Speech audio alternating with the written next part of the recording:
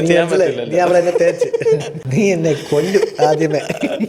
ഇന്നത്തെ നമ്മുടെ എപ്പിസോഡിൽ ഗസ്റ്റ് ആയിട്ടുള്ളത് എൻ്റെ കുട്ടിക്കാലത്ത് എൻ്റെ കൂടെ പഠിച്ച ഒരു ഫ്രണ്ടും നിങ്ങൾക്കൊക്കെ ഒരു വലിയൊരു സീരിയൽ സെലിബ്രിറ്റി ആയിട്ട് അറിയാവുന്നുള്ള, സീരിയൽ സെലിബ്രിറ്റി മാത്രമല്ല പൊളിറ്റീഷ്യനാണ്, അങ്ങനെ കുറേ മേഖലകളിൽ കുറേ സംഭവങ്ങളൊക്കെ ചെയ്യുന്ന ഒരാളാണ്. ഒരു എന്താ പറയുക, നമ്മൾ ഐഡിയലി പറഞ്ഞു കഴിഞ്ഞാൽ എൻ്റെ അടുക്ക പലരും പറഞ്ഞിട്ടുള്ളത് ഒരു മിനി സ്ക്രീൻ മോഹൻലാൽ എന്നൊക്കെ എൻ്റെ പല ഫ്രണ്ട്സും എന്നോട് പറയാറുള്ള ഒരാളാണ് ഇന്ന് നമുക്ക് ഗസ്റ്റ് ആയിട്ടുള്ളത്.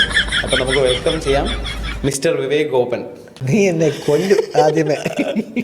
സ്കൂൾ ടൈമിൽ ഭയങ്കര ക്ലോസ് ഫ്രണ്ട്സ് ഒന്നും അല്ലായിരുന്നു, ക്ലാസ്മേറ്റ്സ് അങ്ങനത്തെ ഒരു സംഭവമായിരുന്നു. പിന്നെ കുറേ നാളിന് ശേഷം എങ്ങനെയൊക്കെയോ കറങ്ങിത്തിരിഞ്ഞ് നമ്മൾ ഏകദേശം ഒരേ മേഖലകളിലൊക്കെ എത്തി. ഞാൻ ഇവൻസിലെത്തി, ഇവൻറ്റ്സ് എൻ്റർടൈൻമെൻറ്റ്സ് അങ്ങനത്തെ കുറച്ച് പരിപാടികളിലൊക്കെ എത്തി.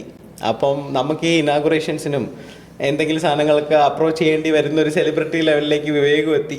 ഇടയ്ക്കിടയ്ക്ക് നമ്മൾ കാണും, എപ്പോഴും ഇടയ്ക്കിടയ്ക്ക് കാണും. ഒരു കഫേ കോഫി ഡേ വിവേകിൻ്റെ ഒരു സ്ഥിരം പ്ലേസ് ആയിരുന്നു അന്നത്തെ കാലത്ത് കഫേ കോഫി ഡേ.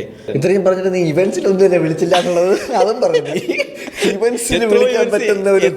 എത്ര ഇനോഗ്രേഷൻ വിളിച്ചിട്ടുണ്ട് ചുമ്മാ പറഞ്ഞു. പക്ഷെ ഒരു കാര്യമുണ്ട്, ഒറ്റയ്ക്കല്ല. എനിക്ക് തോന്നുന്നു അവൻ്റെ ഹീറോയിനും അവനും കൂടെ ഒരുമിച്ചാണ് കുറേ, ഗായത്രി അരുണും വിവേകും കൂടെ ഒരുമിച്ചാണ് കുറേ ഇവൻറ്റ്സിനൊക്കെ നമ്മൾ വിളിക്കുന്നത്. പിന്നെ ചില സ്ഥലത്തൊക്കെ നമുക്ക് പറയാൻ പറ്റില്ല, ക്ലയന്റ് പറയും മറ്റേ ഗായത്രി അരുൺ മാത്രം മതി എന്ന് പറയും. അപ്പൊ പിന്നെ നമുക്ക് ഒന്നും ചെയ്യാൻ പറ്റില്ലല്ലോ. ക്ലയന്റിന്റെ താല്പര്യം അനുസരിച്ചല്ലേ നമുക്കത് ചെയ്യാൻ പറ്റുള്ളൂ.